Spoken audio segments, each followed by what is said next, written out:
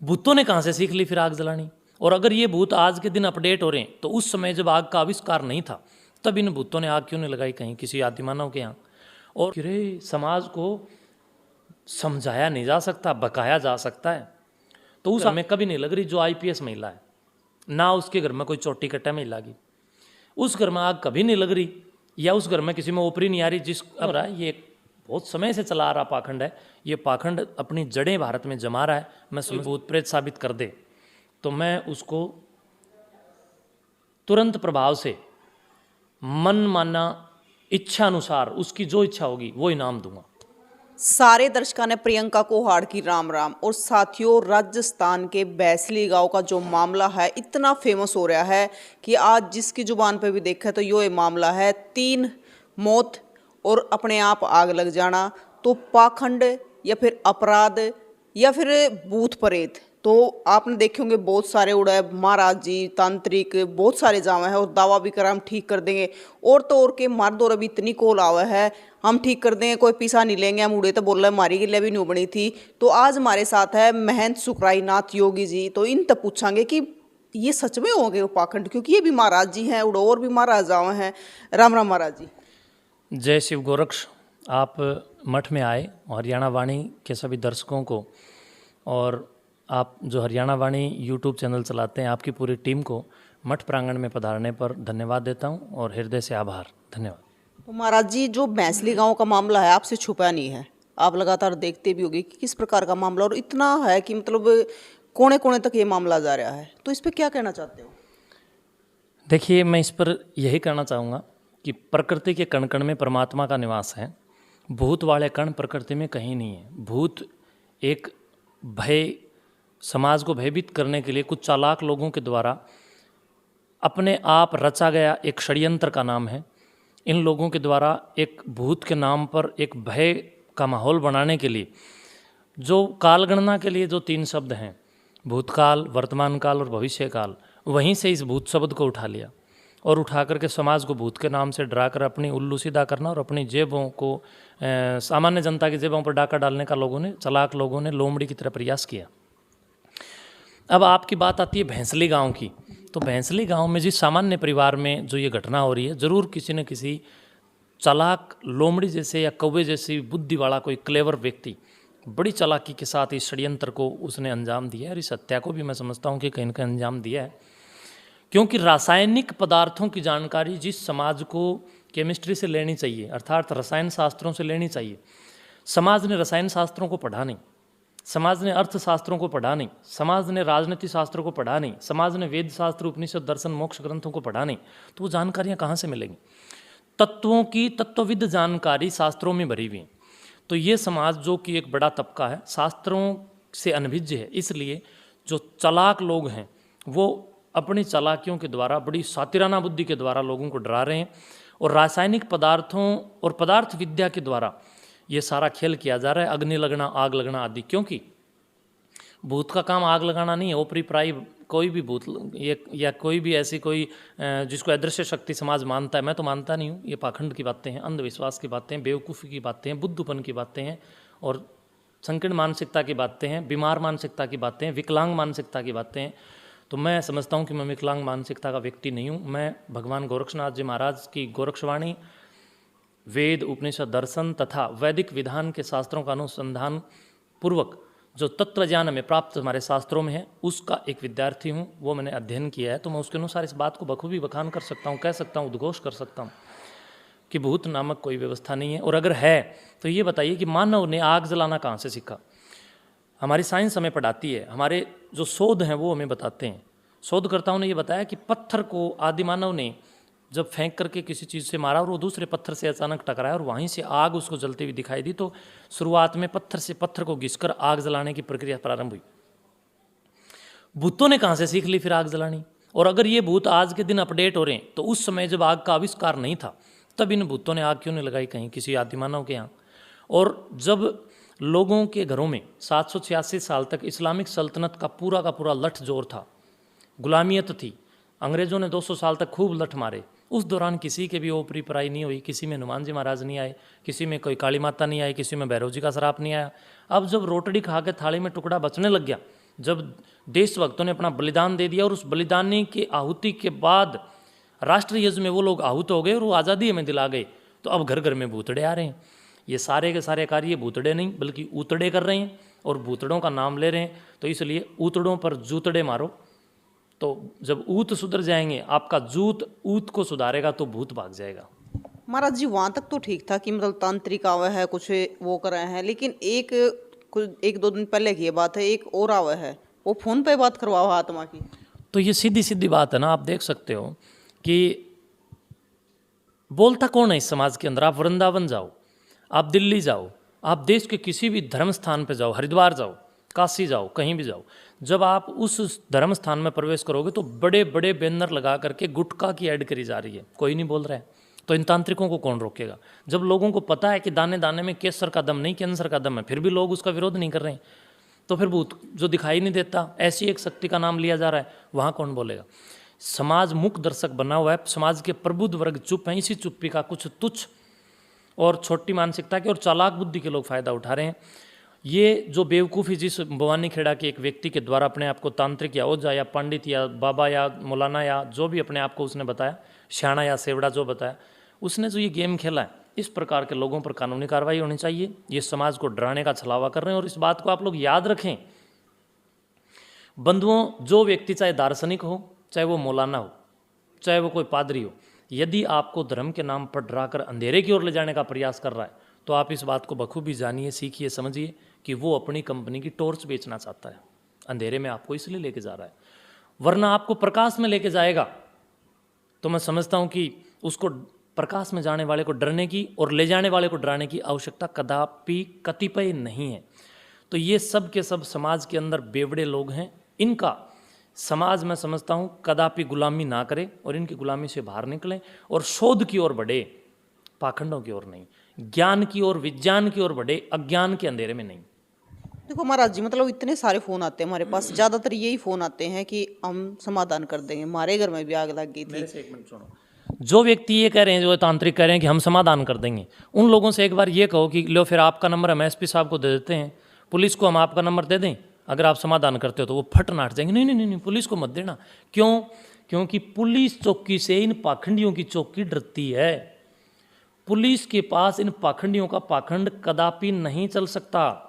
जितने तांत्रिक पकड़े जाते हैं तो पुलिस जब इनको 3rd डिग्री देती है, उस समय ना तो इनका कोई मंत्र चलता, ना तंत्र चलता, ना टोटका चलता, ना टूना चलता, ना वेद विरुद्ध पाखंड चलता। और जब तक ये पकड़े नहीं जाते, उससे पहले ये बड़े बड़े ढोंग करते हैं कि गड़ा हुआ धन निकलवाएं, किसी लड़की को लड़के को बस में करवाएं या फिर वशीकरण करवाएं। तमाम प्रकार के लुभावने और आकर्षक विज्ञापन अखबारों के और सोशल मीडिया और मीडिया, प्रिंट और इलेक्ट्रॉनिक्स, सारे के सारे प्लेटफॉर्मों पर ये लोग पहुंच चुके हैं। और हर प्लेटफॉर्म पर ये दावा करते हैं कि हम लोग इस प्रकार के कार्यक्रम करते हैं, लेकिन जब पुलिस का जूत इनके ऊपर चलता है तब ये ऊत कुछ भी नहीं कर पाते हैं। तो ये आप समझिए, ये झूठे दावे, खोखले दावे हैं। जब इनकी, मैं तो समझता हूं कि सरकारों को चाहिए ऐसे लोगों की एक अच्छे क्वालिटी के साइंटिस्टों का संगठन बना करके उन साइंटिस्टों से उनकी जांच करवानी चाहिए, उनके ऊपर शोध होना चाहिए। ये साइको लोग हैं, समाज को भी साइको करने का प्रयास कर रहे हैं। तो महाराज जी, इस पाखंड को रोकने के लिए क्या किया जाए? इस पाखंड को रोकने के लिए अपने अपने क्षेत्रों में गुरुकुलों की स्थापना करो। लौटो इन मेकाले पद्धतियों की गुलामी की जंजीरों को तोड़कर बाहर आओ, वेदों की ओर लौटें, गुरुकुलों की ओर लौटें। जब आप गुरुकुल में पढ़ोगे तो गुरुकुल में आपको आधुनिकीकरण और आध्यात्मिकता दोनों परिवेशों की शिक्षा आपको मिलेगी। जब आप इन दोनों की जानकारी को बखूबी जुटाएंगे तो आपको इस बात की मर्मजता प्राप्त होगी, दिव्यता प्राप्त होगी, मीमांसा प्राप्त होगी कि सत्य क्या है और असत्य क्या है। जब तक व्यक्ति गुरुकुलों में पठन पाठन नहीं करेगा तब तक उसको सात्विक मीमांसा का तत्व दर्शन नहीं हो सकता। जब आप विज्ञान को पढ़ोगे तभी आप ज्ञान को प्राप्त करोगे, अन्यथा झूठी रूढ़िवादियों के अंदर घुस करके लुटोगे, पिटोगे, कटोगे और अंधविश्वासों में घुस करके विश्वास की हत्या करने वाले लोगों के चरण चुमन करोगे। देखो महाराज जी, मतलब आप कहना चाहते हो कि भूत प्रेत कुछ नहीं है, इसके पीछे कोई अपराधी है? भूत प्रेत कुछ भी नहीं होता है। मैं आपको क्लियर कह रहा हूँ, भूत प्रेत अगर कोई साबित कर दे तो सुकराई नाथ ने पहले भी बहुत घोषणा की और मैं आज भी कह रहा हूँ, अगर कोई भूत प्रेत साबित कर दे तो मैं उसको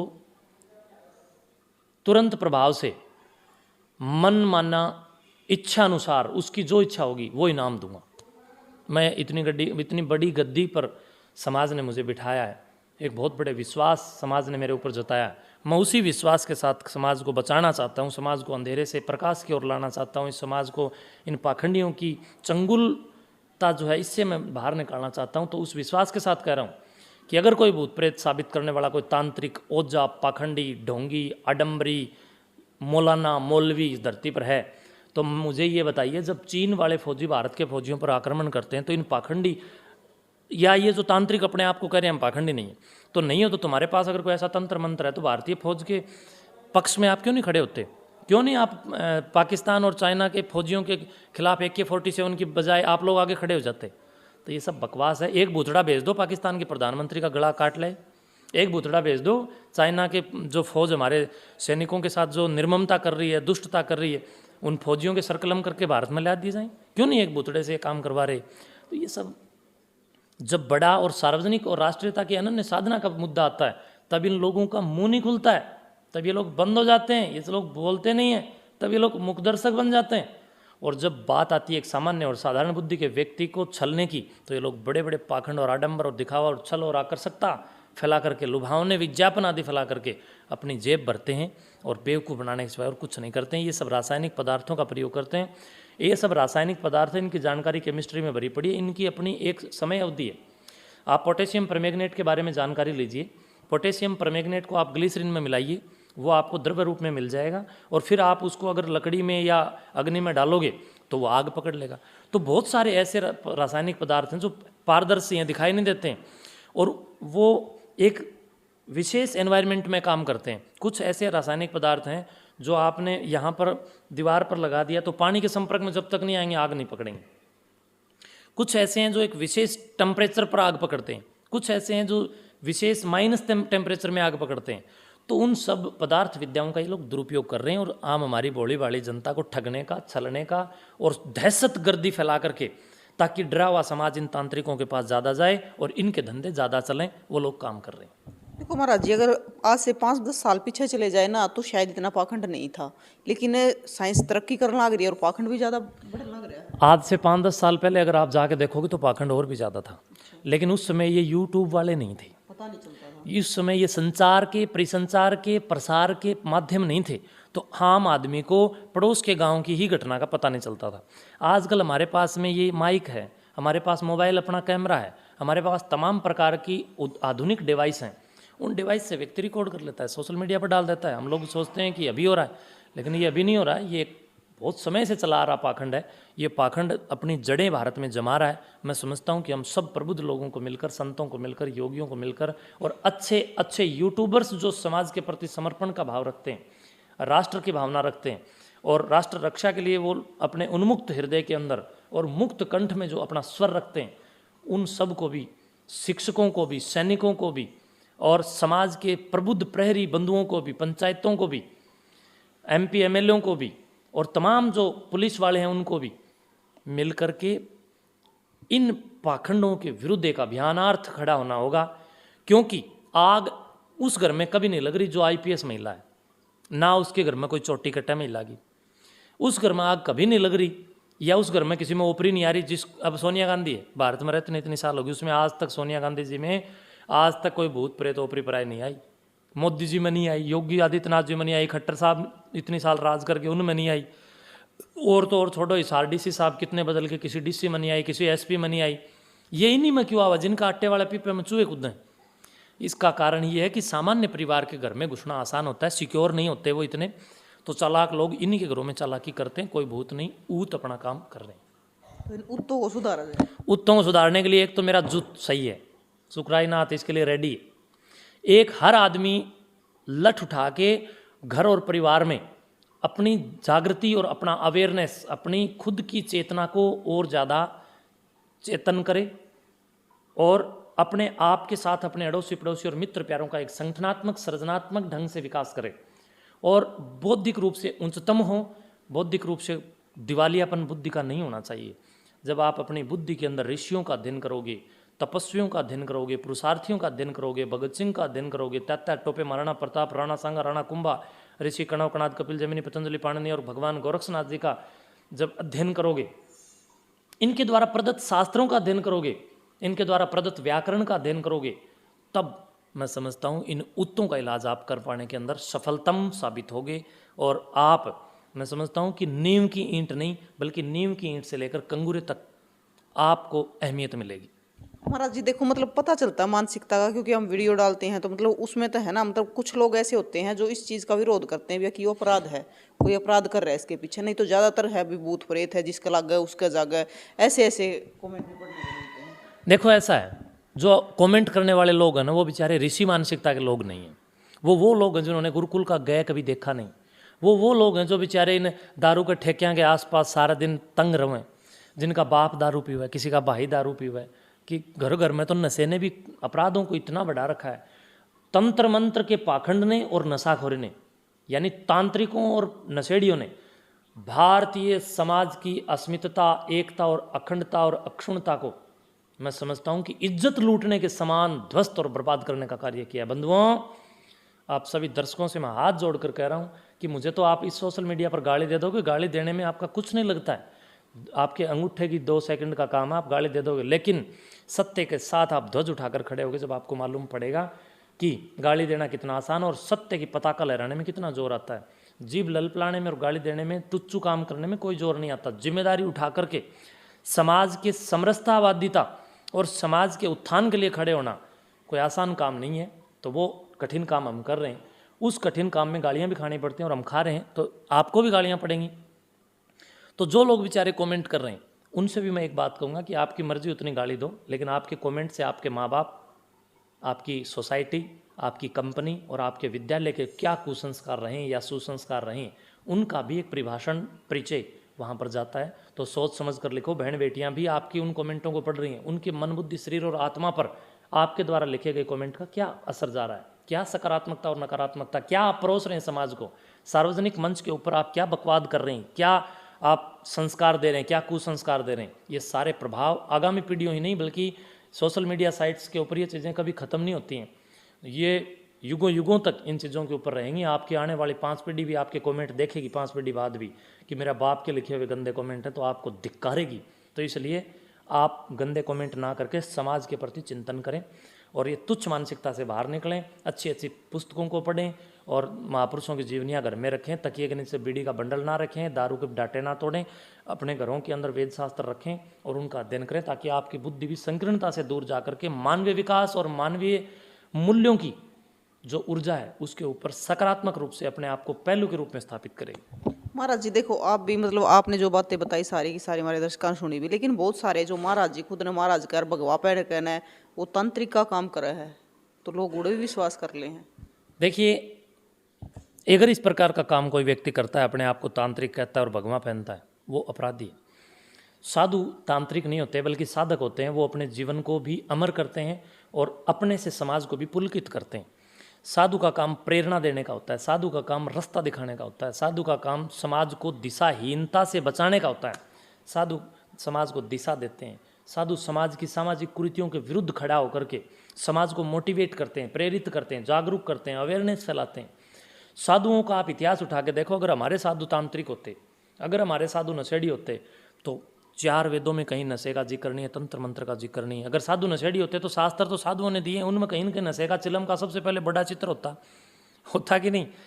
तो इसका मतलब ये साधु नशेड़ी नहीं रहे हैं। अब कुछ साधु के रूप में कुछ मस्टंडे जो अपने आप को भगवा बाणा पहन करके तांत्रिक बताते हैं और समाज के ऊपर प्रभाव जमा करके लूटने का, छलने का काम कर रहे हैं, और वो अपनी मौज मस्तियों के लिए आपके अंदर डर पैदा कर रहे हैं, दहशत जमा रहे हैं, प्रभाव जमा रहे हैं। उनके चक्कर में नहीं पड़ना चाहिए, ऐसे लोगों से बचना चाहिए। आप अपने घर में सुख शांति समृद्धि और उन्नति चाहते हैं तो पाखंडी तांत्रिकों और मौलानाओं को घर में बिल्कुल मत घुसने देना। तो भाई आपने मतलब लगातार आप देखना करो कि भैंसली गांव का जो मामला है, मतलब इसके बाद ये भी हुआ महाराज जी कि मतलब वहाँ पे है ना पुलिस ने अपना पैरा लगा दिया घर के चारों तरफ। मैं बताना चाहूँगा, जब से भैंसली गांव में पुलिस ने ढंग से सिकंजा कसा है, भूतड़े आने बंद, आग लगनी बंद, मौत होनी बंद। बोल रहे थे ना 14वें दिन आग लगती है। पहली बार पुलिस नहीं गई तो 14 दिन मर गया। आग तो रोज लग रही थी, रुको, मौत 14वें दिन हो रही थी ना। दूसरी बार भी 14वें दिन हुई, तीसरी बार भी, अब चौथी बार जब पुलिस ने शिकंजा कराया 14वां दिन खाली चला गया है ना। अब कोई आग नहीं लगी। और अब पुलिस ने कितने दिनों से वहाँ बड़ी मजबूती से हाईजैक कर लिया उस परिवार को, उस घर को। एक एक आदमी पर पैनी नजर है। भूत आने बंद, आग लगनी बंद हो रही है। अगली बात, मैंने वीडियो में वहाँ 2-3 चीज़ें और देखी। एक चीज़ जो ये मैंने वहाँ महसूस करी कि भी भूत का और डीवीआर का क्या कॉन्टेक्ट है। भूत ना आग लगानी है, भूत पाकिस्तान में नहीं फूंक रहे, तारल डीवीआर में क्यों घुस रहे हैं? इसका मतलब भूत नहीं है डीवीआर में। क्यों? क्योंकि लोग कहते हैं कि भूत तो कैमरे में आता ही नहीं, तो फिर भूत अपनी सुरक्षा क्यों करेगा? कैमरे में तो यो काली खोपड़ी वाला ऊत आवे, इस काली खोपड़ी वाले ऊत ने अपने बचाव में कैमरा नहीं फूंका, बल्कि डीवीआर फूंका, जो कैमरे की आत्मा है, जिस आत्मा से उसका खात्मा हो जाता दुष्ट का, जिसने इतना बड़ा अपराध, जघन्य अपराध, निर्मम हत्या के साथ किया है, उस दुष्ट ने सीसीटीवी कैमरे की जो आत्मा जो थी उसको फूंक दिया, प्रमाण नहीं छोड़ा। दूसरी बात, उस घर में आग लग रही है, उन कपड़ों में आग लग रही है जो अंदर रखे हैं, उस कपड़े में कोई आग नहीं लग रही जो वो महिलाएं पहन रही हैं या पुरुष पहन रहे हैं। पहने हुए कपड़ों में आग नहीं लग रही है, बल्कि अंदर पड़े हुए कपड़ों में आग लग रही है। इसका मतलब उस परिवार का भी कोई एक व्यक्ति उसमें शामिल हो सकता है। मेरे पास बहुत सारे अपने कोतकला गांव की 1-2 घटना आई है मेरे सामने। मेरे पास ही आए वो परिवार जिनके घर में रात को सोते तो सरसों या पीली सरसों या ये जो राई वगैरह रात को घर में बोले हमारे बिस्तरों पे मान जी मिलती हैं।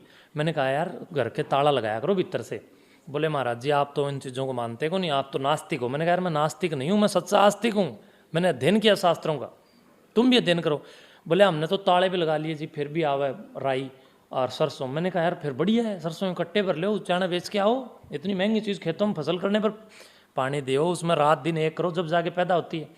तो अरे अगर मैं फ्री मान लग रही, मन ने दे दियो तो हमने शर्मा हो तो हम बेच देंगे और उन पैसों का किसी गरीब के घर में मकान बना देंगे। बोले ना जी आप मजाक में ले रहे हो। मैं कह रहा देवता मजाक में नहीं ले रहा, मैं इस समाज को जागरूक करने का विचार कर रहा हूँ। तो फिर मैंने, जो मेरा एक सहायक है एक लड़का, मैंने उससे कहा कि मठ में एक सीसीटीवी का हम एक्स्ट्रा में वो रखते हैं जो कैमरे का सेट है। मैंने कहा एक डीवीआर और 2-4 कैमरे इसके घरों में लगवा दो एक बार ट्रायल के लिए। जिस दिन से हमने कैमरे लगाए राई और सरसों आना बंद। फिर पता चला कि उसकी पत्नी ही ऐसा करती थी। फिर मैंने उस तांत्रिक की वाट लगाई, वो महिला से पूछताछ करी, तांत्रिक का दस्त लग गए, तांत्रिक हॉस्पिटल में भर्ती हो गया डरता। सुकराईनाथ का नाम सुन के उसको पता था कि तेरे बैकग्राउंड म्यूजिक पर अब पुलिस की सेवा होगी, तो वो अपने सिस्टम को बचाने के लिए हॉस्पिटल में भर्ती हो गया। और उनके, मैंने कहा कितने रुपए की लूट की? बोला जी 30,000 रुपये तो नकदी ले गया और 30,000 के आसपास का सामान ले गया। माता की कढ़ाई के नाम पर डरा गया, और बाहरली भीतरली के नाम पर डरा गया। और फिर जब हमने उस पर शिकंजा कसा तो नरवाणा के पास में एक भिक्खावाड़ा गांव है, भिक्खावाड़ा गांव का तांत्रिक था और कोतकला गांव के लोगों को भगा के ले गया वो। और भाई पत्रकार तारा ही परिवार का है, वो नाम मैं सार्वजनिक नहीं करना चाहता, मैं ऑफ कैमरा बता दूंगा, पता भी कर लेना जाके। वो भिक्खावाड़ा जो तांत्रिक था उसने डरते ने वो पैसे भी उल्टे दे दिए 30,000 रुपये, और वो सामान जो लिया था उसके भी पैसे उल्टे दे दिए। बोले सुकराईनाथ पंडा चुटा दो, मैं तो कुछ नहीं है तारा, सच्चाई बता दी। तो और उस घर के अंदर उस दिन के बाद सुख शांति है। तो ये समाज डराया हुआ है। देवीलाल मुख्यमंत्री थे तो वो समाज को बार बार, जो सभ्य लोग थे उनको एक बात कहते थे कि रे समाज को समझाया नहीं जा सकता, बकाया जा सकता है। तो उस आदमी ने ऐसे तो ये बात नहीं कही, वो बहुत मुख्यमंत्री के पद पर बैठ के ये बात बताते थे। तो आप इस बात से गौर कीजिए कि जो चालाक लोग हैं आज वो समाज को समझा नहीं रहे हैं, वो बका रहे हैं। तो ये बकाया हुआ समाज है, वो चल रहा है, लूट रहा है, और फिर तांत्रिकों के खिलाफ रोज पुलिस थाने में भी एप्लीकेशन लिखाता फिर रहा है। तो इसलिए इस प्रकार की घटनाएं बिल्कुल मैं समझता हूँ कि मुक्त कंठ से निंदनीय है, और निंदनीय नहीं बल्कि जूत खाने वाले हैं, इनको जूत मारो और ऐसे लोगों को घर से बाहर करो। तो भाई आपने सारा का सारा मामला देखा भी है, अभी किस प्रकार चल रहा है। जल्दी आपने आगे की भी अपडेट देंगे, क्योंकि फिलहाल है ना पुलिस ने अभी कोई खुलासा नहीं कराया, जांच चल रही है, ना तो कोई पोस्टमार्टम की रिपोर्ट आई है, ना फॉरेंसिक टीम की रिपोर्ट आई है। तो उसके बाद सारा खुलासा करेंगे और इसके पीछे कौन अपराधी है वो भी आपने बताओगे। एक लाइन में मैं अंतिम मेरा एक संदेश देना चाहूँगा आप सभी दर्शकों को। आप सब मेरे को गाली देने से आपके घर में कोई करोड़ों रुपए की इनकम नहीं होने वाली, बल्कि आप सब, हम सब एक प्रतिज्ञा करें अपने अपने कमेंट्स में और अपने अपने सोशल साइट्स पर, सरकार से एक मांग करें, जो ये सरकारें आंखें बंद करके इस प्रकार की दुष्टता को भी देख रही हैं, उनके कानों तक इस बात को पहुंचाएं। आप और हम सब लोग इस बात की मांग करें कि हमारी सरकारें चुप क्यों हैं। ऐसी ऐसी गतिविधि अगर प्रधानमंत्री के घर में हो जाए, क्या तुरंत उच्च स्तरीय जांच नहीं बैठ जाए? तो सरकारें तुरंत प्रभाव से उच्च स्तरीय चिकित्सकों, वैज्ञानिकों, दार्शनिकों और प्रखर बुद्धि के प्रचंड कारकों को एक संगठनात्मक रूप से एक टीम तैयार करके उस टीम को वहाँ पर भेज करके इसके ऊपर विज्ञान को शोध के लिए तैयार करें, ताकि इस प्रकार की घटना केवल एक उस गांव में नहीं है। राजस्थान के चूरू जिला में तारानगर तहसील में भैंसली गांव की घटना नहीं है, थोड़े दिन पहले इस प्रकार की घटना गोहाना में थी, थोड़े दिन पहले झज्जर में थी, इस प्रकार की घटना थोड़े दिन पहले राजस्थान के कोटपुतली में थी, मैं जाके आया था। जगह जगह इस प्रकार के जो गुंडे हैं ये अपना काम करें और 15-20 दिन या 1 महीना के आसपास वो आग लगती है, फिर आग लगना बंद भी हो जाती है अपने आप ही। क्यों? क्योंकि उस केमिकल की वैधता इतनी होती है जब तक समाज डर जाता है, और जो व्यक्ति जिस एरिया में कर रहा है उसकी बिजनेस चल पड़ता है, वो 1-2-4 साल तक वैलिडिटी हो जाती है। उसके बाद फिर कोई तांत्रिक कुछ नया पाखंड करता है किसी केमिकल से, फिर समाज डर जाता है, फिर उल्लू अपना सीधा करते हैं। तो इसलिए सरकार से मांग करो कि इस प्रकार की घटनाओं की निष्पक्ष वैज्ञानिक जांच करवाई जाए। इसका यही एकमात्र समाधान है और कोई समाधान नहीं। हमारा जिन तांत्रिकों पे भी एक्शन लेना चाहिए। तांत्रिकों को मेरे को सौंप दो, इनको हम यहाँ कोथमठ में एक विशेष सिस्टम बना करके इनकी सेवा करेंगे। पुलिस के पास इनकी कार्रवाई कराओ, और अगर कोई इस प्रकार की किसी को कोई समस्या है गुप्त रूप से मुझे मिले, मैं आपका नाम भी नहीं आने दूंगा, कानूनी कार्रवाई हम करेंगे। इनकी सूचना दो, इनकी वीडियो बनाओ। इस प्रकार के तांत्रिकों के समाज को जागरूक होकर के एक टीम बनानी चाहिए। हर एक गांव में, पंचायतों में ऐसी टीम होनी चाहिए। तांत्रिकों को गांव में घुसने मत दो, इनको घेर के इनका जूत मारो। इनका यही समाधान है और कोई समाधान। बिल्कुल। तो सारी चीजें आपने सुनी है, महाराज जी ने क्या क्या बताया है, तो आपको बताना है कि मतलब आप कितना इस पाखंड में बढ़ावा दे रहे हो, कितना मानो हो कि मतलब इसमें इसके पीछे कोई इंसान है। तो आप जरूर बताइए अपनी राय। महाराज जी की बात आपने किसी लगी, क्या कहना है, तो अपनी राय जरूर बतानी है और तस्वीरों को ज़्यादा से ज़्यादा शेयर करना है, ताकि समाज में जो पाखंड फैला हुआ है ना थोड़ा कम हो जाए। तो भाई साथियों, दबा कर शेयर कर दो तस्वीरें, फिर मिलेंगे। जय हिंद।